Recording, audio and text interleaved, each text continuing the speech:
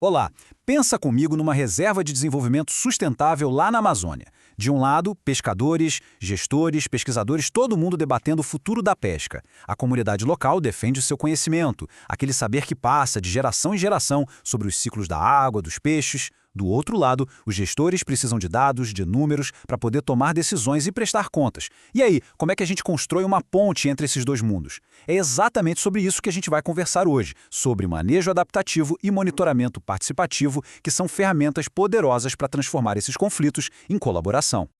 Olha só o nosso roteiro. A gente começa entendendo por que aqueles modelos antigos, de cima para baixo, muitas vezes não funcionam em sistemas tão complexos. Depois, a gente vai ver como a colaboração entre cientistas e comunidades, a tal da coprodução de conhecimento, vira a chave para o sucesso. Vamos dar uma olhada nas ferramentas práticas, nos princípios éticos que guiam esse trabalho, como os da Carta de Manaus, e no final, a gente amarra tudo isso para entender como fortalecer a governança e a resiliência desses lugares. Então, vamos começar pelo desafio central. Quando a gente fala de um lugar onde a natureza e a sociedade estão, assim, totalmente conectadas, a gente precisa de um outro jeito de pensar. Não adianta olhar só para a biologia ou só para a sociologia. O que importa de verdade são as interações, as conexões, aquilo que nasce justamente desse encontro. É aí que entra o conceito de sistemas socioecológicos. Para ficar mais fácil, pensa no manejo do pirarucu na Amazônia.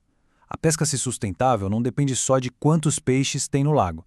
Depende também das regras que a própria comunidade cria e fiscaliza, do conhecimento que eles têm sobre onde o peixe desova, da organização social para vender esse peixe, ou seja, é a interação entre o social e o ecológico que faz o sistema ser forte, ser resiliente. Não dá para entender o todo olhando só para uma das partes.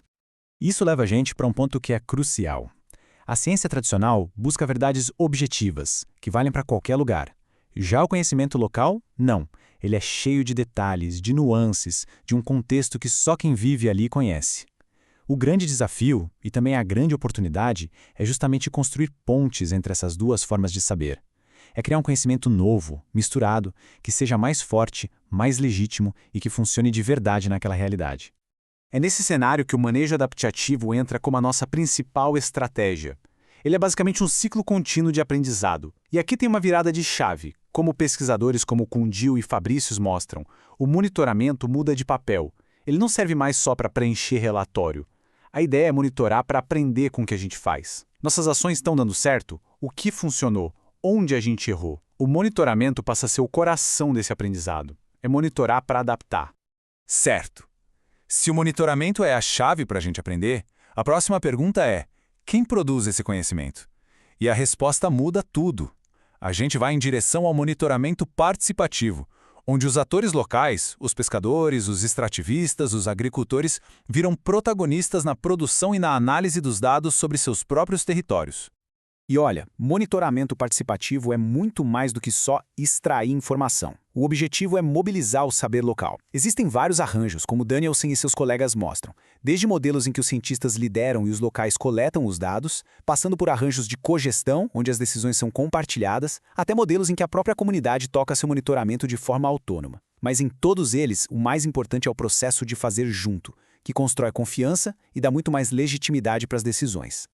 Isso se conecta com uma ideia muito poderosa, a divisão de dois olhos.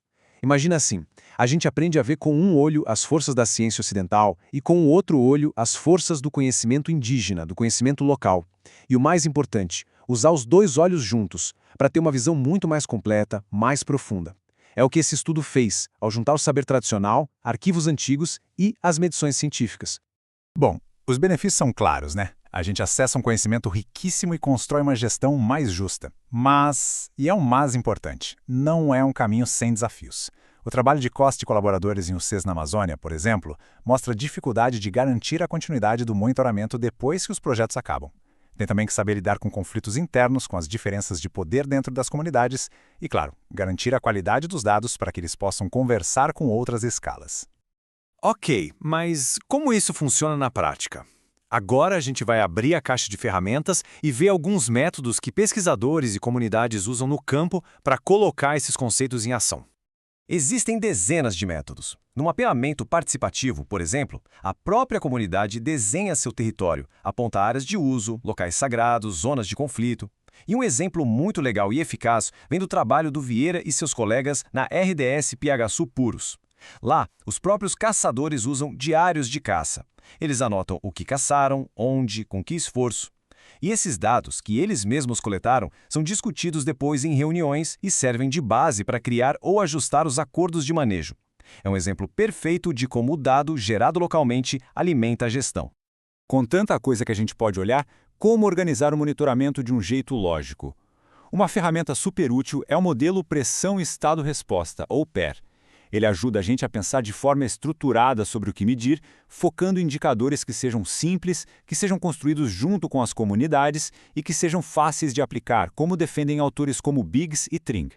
Funciona assim, ó. A pressão é a causa. A atividade humana, como o aumento do número de queimadas no final da seca. O estado é a consequência. É como o ecossistema ficou. Por exemplo, a diminuição de uma espécie importante. E a resposta é o que a gente faz a respeito, a nossa ação de manejo, como criar brigadas de incêndio comunitárias ou fazer um novo acordo sobre o uso do fogo. É uma lógica simples, mas muito poderosa para conectar ação, impacto e gestão. Agora a gente vai dos métodos para a ética. Porque não adianta nada ter a melhor ferramenta do mundo se o jeito que a gente usa não for justo e respeitoso. O como a gente faz é tão importante quanto o que a gente faz. E para isso, a Carta de Manaus, que foi um marco construído aqui no Brasil, é um guia excelente. Essa citação da Carta de Manaus já resume tudo, né? O sucesso de qualquer iniciativa dessas depende de uma base muito sólida de respeito e de confiança. Se não tiver isso, o processo vira só extração de dados e, bom, tá fadado ao fracasso. A Carta de Manaus detalha alguns compromissos que são essenciais. Primeiro, o respeito aos direitos territoriais e culturais. Segundo, a participação tem que ser para todo mundo, garantindo a voz de mulheres e jovens. Terceiro, e isso é fundamental, os dados pertencem à comunidade. E quarto, a devolutiva, que é o compromisso de levar os resultados de volta, discutindo uma linguagem que todo mundo entenda e usar isso para melhorar o manejo. Sem devolutiva, não é monitoramento participativo. Para a gente ir fechando o raciocínio, vamos conectar todos esses pontos. Vamos ver como esses métodos são a base para a gente encarar desafios maiores e construir sistemas com uma governança mais justa e mais resiliente. A lógica aqui é bem direta. Dados participativos, por serem ricos, contextualizados e construídos com quem vive aquela realidade, são a matéria-prima perfeita para a gente avaliar a resiliência de um sistema. Eles nos ajudam a ir além dos números e a entender as dinâmicas que realmente importam. E não para por aí. Esses dados não ficam na prateleira, não. Eles alimentam e transformam a governança, tornando-a mais adaptativa, como defendem Plummer e Armitage. Quando a comunidade participa da coleta e da análise, ela se apropria do processo de decisão. A cogestão fica mais forte, mais democrática e, no fim das contas, mais eficaz. E isso deixa a gente com uma pergunta para o futuro. Como é que a gente usa as novas tecnologias para ampliar essa participação, talvez criando aquelas redes de monitoramento que Rock e colegas discutem, sem perder essa conexão tão importante com o local? E essa é justamente a ponte para a nossa próxima atividade. Na aula prática, vocês vão colocar a mão na massa, desenhando mapas e protocolos de monitoramento para um caso de estudo. Então já comecem a pensar. Que recurso vocês gostariam de monitorar? E em que contexto? Vamos juntos construir essas respostas? Obrigado pela atenção.